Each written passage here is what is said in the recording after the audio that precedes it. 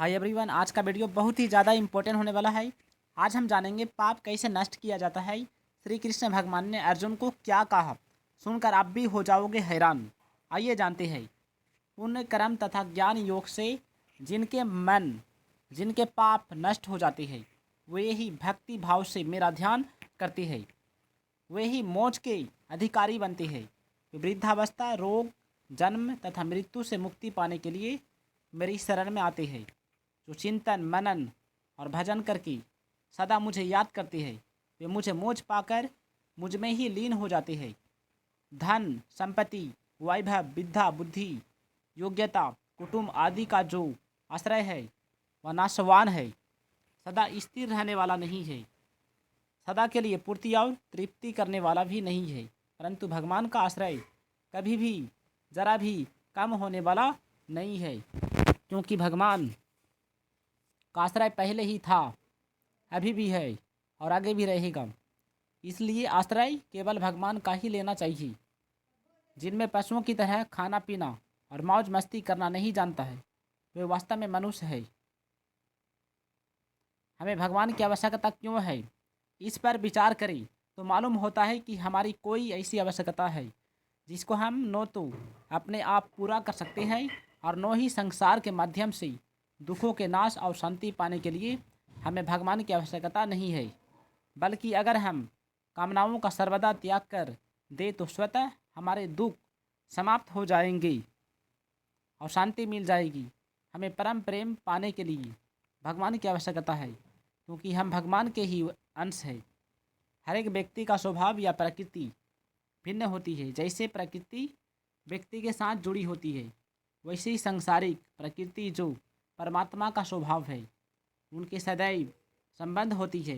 यह प्रकृति ईश्वर का ही एक स्वभाव है, इसलिए इसका नाम प्रकृति है। अगर मनुष्य संसार ही स्वतंत्र सत्ता न पाकर इसे केवल भगवत स्वरूप ही माने तो उसका जन्म मरण रूप मिट जाएगा। एक भगवान के सिवा दूसरी सत्ता मानने से ही मनुष्य संसार बंधन में पड़ जाता है। अगर वह संसार की सत्ता न माने तो संसार है ही कहाँ।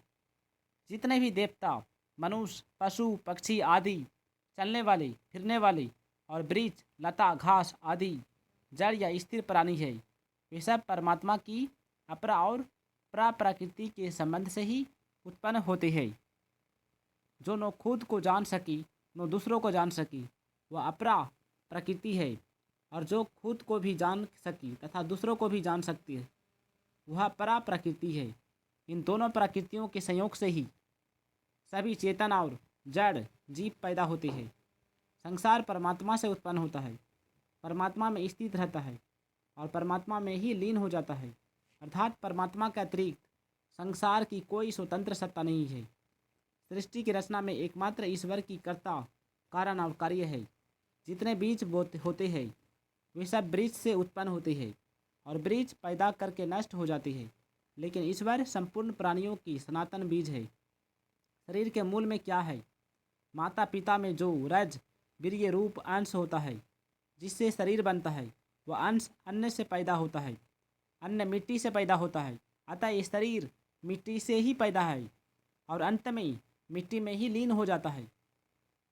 मृत्यु के पश्चात शरीर को चाहे जला दिया जाए, जमीन में गाड़ दिया जाए या पशु पक्षी खा जाएं, तीनों ही उपायों से अंत में वह मिट्टी हो जाता है।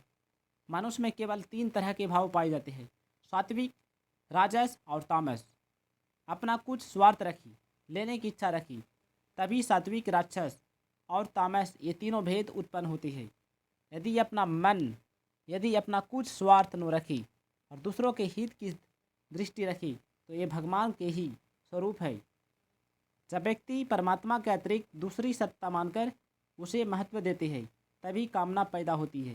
कामना पैदा होने से व्यक्ति मोहित हो जाते हैं और हम जीते रहते हैं और भोगते रहते हैं।